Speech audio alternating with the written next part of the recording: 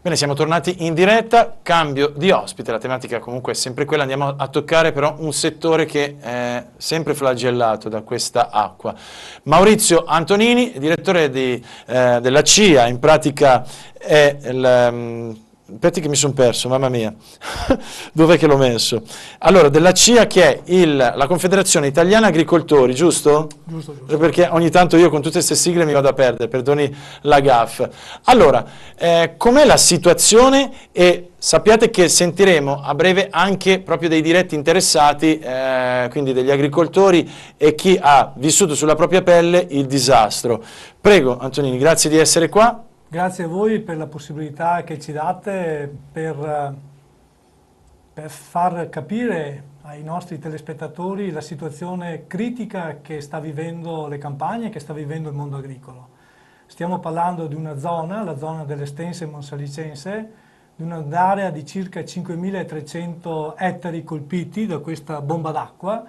Ricordo, ma sicuramente l'avete già ricordato voi nella trasmissione, 250 mm caduti in poche ore, quindi veramente tantissima acqua, che ha praticamente distrutto 4.300 ettari di mais, 800 ettari invece di frumento è andato sott'acqua e quindi con grande ripercussione culturale. Abbiamo problemi di oidio, abbiamo problemi di marciume, quindi il frumento, il 60% della raccolta è andato via, senza contare i grossissimi problemi che hanno le aziende orticole e frutticole della zona. Ovviamente a tutto ciò va incluso anche i grossi danni che le aziende agricole stanno subendo per quanto riguarda gli allevamenti e le strutture, quindi una situazione difficile, una situazione drammatica che il mondo agricolo sta vivendo ulteriormente, ahimè, anche oggi con questa situazione che si è verificato tra domenica e lunedì, sostanzialmente anche oggi, perché anche oggi abbiamo segnalazioni che alcune situazioni critiche nel Monsalicense si stanno verificando. Allora, vediamo altre interviste che ha realizzato la nostra Elisabetta Corazza proprio su questo mondo. Qui ci troviamo in un agriturismo, questa Vittoria è la situazione. De Poli, titolare dell'agriturismo Casa Mia, qui a Sant'Elena. Qual è la situazione? Vediamo alle tue spalle tanti mobili accatastati. Purtroppo è entrata l'acqua nelle stanze, è entrata all'interno dell'agriturismo, abbiamo cercato di asciugare il più possibile che filtra dai muri e quindi è un lavoro inutile. La cosa più preoccupante è che ormai è da lunedì che gli animali sono sott'acqua, non riusciamo a dargli a mangiare, abbiamo perso un sacco di conigli e questo è quanto purtroppo. Ecco, ingenti danni economici anche per il fatto che l'agriturismo comunque era in attività e quindi tante prenotazioni sono state disdette o avete dovuto voi disdirle? Domani in realtà noi dovremmo essere stati aperti, il problema è che la strada è inagibile e quindi purtroppo i clienti non riescono ad arrivare con la macchina e in più ci sono gli scarichi intasati, è proprio una situazione che non si riesce a gestire purtroppo. Io ho i clienti che continuano a chiamarmi ma non so neanche cosa dire. L'acqua è arrivata all'improvviso, nessuno vi aveva avvisati che ci poteva essere questo problema? No, in realtà è iniziato lunedì mattina a piovere, però nessuno immaginava una cosa del genere, nel giro di poche ore praticamente si è allagato tutto. La cosa che dispiace poi, oltre la perdita appunto, visto il periodo, no, di forte crisi, anche la perdita poi degli animali, perché sono comunque creature, sono esseri viventi, uno ci investe, ci si affeziona ed è veramente straziante vedere conigli, pollame, insomma tutti questi animali morti perché purtroppo l'acqua sale e non si riesce a metterli in salvo. Una situazione difficile anche perché quando si dice attiviamo anche la protezione civile, sì, ma attiviamo anche tutti quei canali per delimitare le aree e quindi far sì che l'area diventi una situazione di calamità naturale, quindi un'area in cui ci sono delle criticità. Per quanto riguarda l'agricoltura non c'è nessun beneficio economico, lo voglio qui ricordare. Voglio addentrarmi in questo argomento, sì, cioè il fatto che non ci sia un indennizzo, un rimborso, mentre peraltro c'è, è pazzesco. Allora, per quanto riguarda l'indennizzo, non c'è nessun indennizzo per quanto riguarda le perdite delle colture. Quindi per quanto riguarda i 2-3 milioni di euro che abbiamo fatto di stima, ma è una stima approssimativa relativamente alla perdita di colture del mais, del frumento, anche della bietola e degli ortaggi, qui gli agricoltori non beccano nessun. Non vedono niente, nessun non vedono contributo. nessun Una cosa diversa rientro. invece se c'è un danno relativamente ai fabbricati, in questo Sì, caso macchinari, fabbricati. nei però. fabbricati, in questo caso la legge 102 è una legge nazionale che prevede un contributo per l'indennizzo delle strutture andate perse sostanzialmente. Allora Antonini, appoggi l'auricolare perché abbiamo Renzo Sinico, appoggi proprio all'orecchio, abbiamo proprio Renzo Sinico, stavo dicendo che è un terzista, lui ha subito purtroppo danni alla propria azienda, alla propria attività, e in più essendo terzista quindi lavora per conto terzi e ha visto quello che è purtroppo accaduto ad altre aziende. Grazie Sinico, grazie per la sua testimonianza, buonasera, benvenuto dai Reporter per te. Com'è la situazione personale e poi quella dei colleghi? Buonasera, la situazione è molto difficile perché sono contoterzista e anche agricoltore. Sì. E anch'io ho dei danni nella mia azienda, ho del mais sott'acqua e delle barbabietole e danni anche nell'azienda proprio con 60 cm d'acqua nel piazzale dell'azienda, dentro i magazzini. Sinico, e facciamo capire bene alle persone che tutto questo va buttato. Sì, molte cose le devo buttare, molti terreni dovrò riseminare e qui in tutta questa zona, nel comprensorio montagnanese, Stense, Monselicense, in tutta questa zona della Bassa Padovana, siamo in queste condizioni perché io vado a fare anche lavori in aziende da clienti e anche loro sono nelle mie condizioni. Il fatto grave è che noi 3 mesi fa eravamo nella stessa condizione perché noi qua a febbraio in questa zona eravamo allagati, un po' meno di adesso.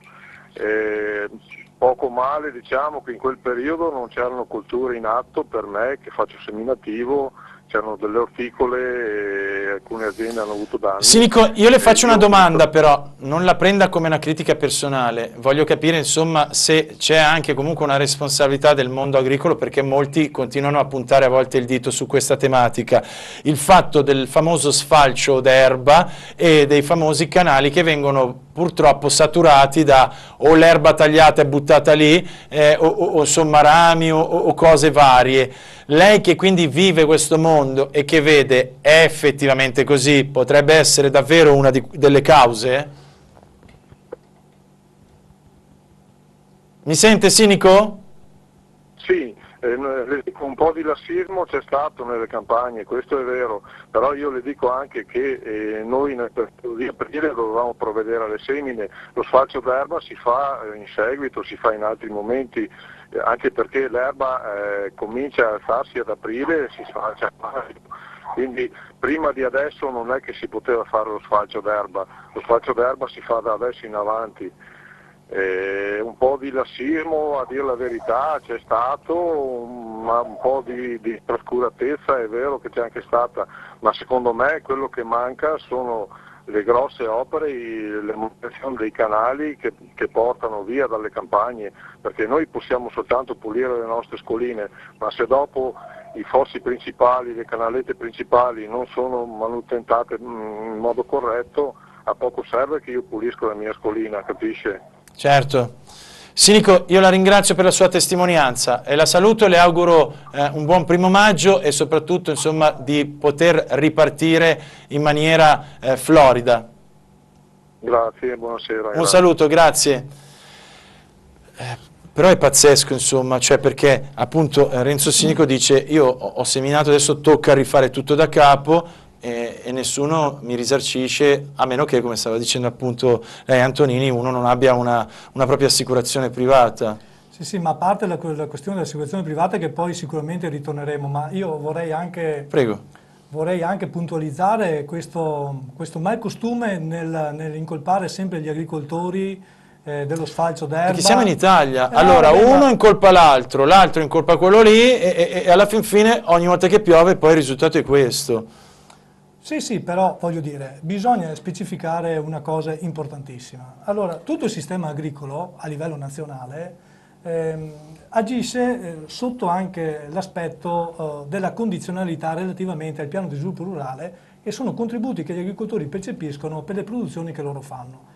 Loro percepiscono questi contributi a condizione che rispettino determinate regole ambientali. Sì. E queste regole ambientali vengono rispettate perché vengono controllate continuamente da parte di organismi di controllo, in questo caso nostro di AVEPA, in cui verificano in maniera puntuale e dettagliata che queste regole della condizionalità, regole ambientali vengono rispettate. Quindi, voglio dire, quando si parla del mondo agricolo, il mondo agricolo è super controllato e soprattutto il mondo agricolo, gli agricoltori, fanno gli agricoltori per una grande passione che hanno del territorio e dell'ambiente, ed è per merito loro se oggi questi gravi danni non si verificassero in maniera in maniera percentuale ancora maggiore. Quindi questo Allora, sentiamo chi comunque se ne intende e soprattutto più di me, il professor Dal Paus, vi ricordo è la massima autorità veneta in idraulica. Ascoltiamo l'intervista della nostra Alice Bragantini. Professor Dal Paus, si è parlato in questi giorni di bomba d'acqua su Padova, parliamo anche della situazione appunto in cui versano i comuni della bassa padovana, principalmente Este e Monselice. Ma mi fa piacere che si sia introdotta una nuova definizione, perché fino a qualche tempo fa si parlava di eventi eccezionali, poi siccome si ripetono ogni secondo giorno si è cambiata definizione, bomba d'acqua, è un buon concetto. Quali sono gli interventi necessari da attuare?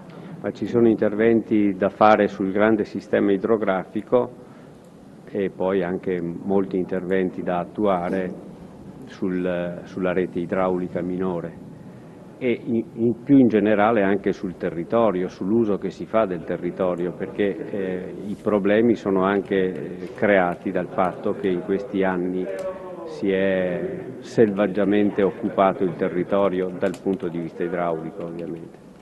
Lei continua a ribadirlo, questo concetto che insomma, è molto importante, però cosa potrebbe portare anche la pioggia di questi giorni? C'è sempre comunque un rischio idrogeologico?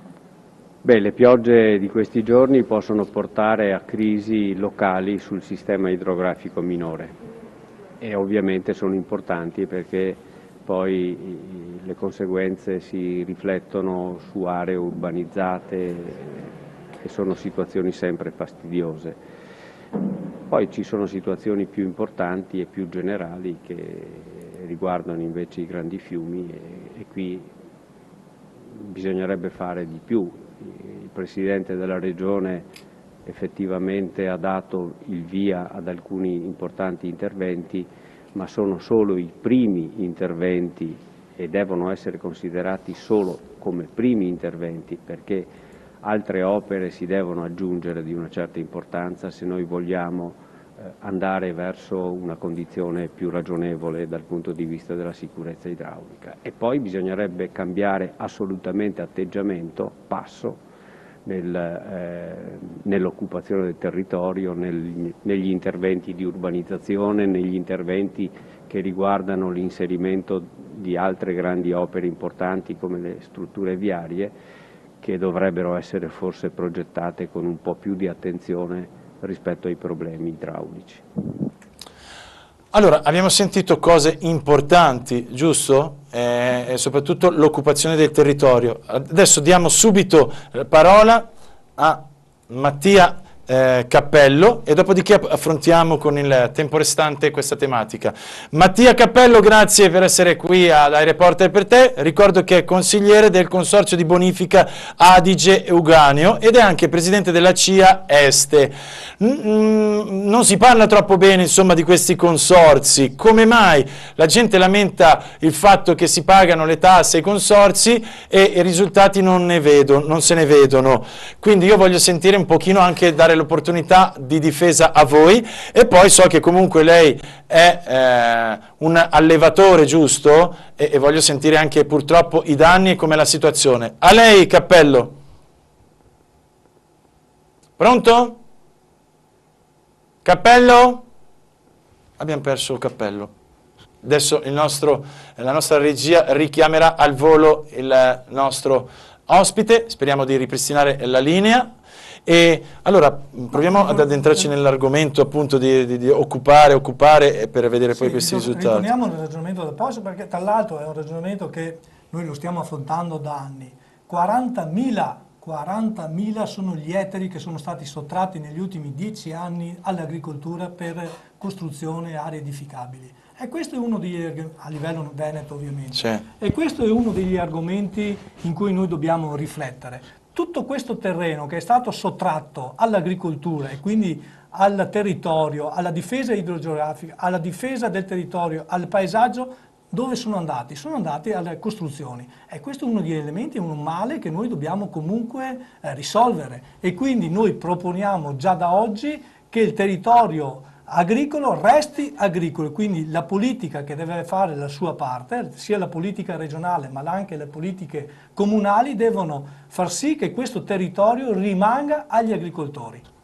C'è da dire anche che comunque alcune innovazioni tecniche stradali e non solo, insomma, necessitano, ok? Perché abbiamo visto alcuni filmati dove crollava tutto, quindi va bene. Sono pienamente d'accordo sul fatto di rispettare la natura, di non costruire attaccato agli argini, di non chiudere gli occhi per il dio denaro, ma sì, costruite, fate, disfate, però quello che c'è comunque è anche importante che venga mantenuto come si deve. Non si può vedere poi un ponte che si sbriciola appena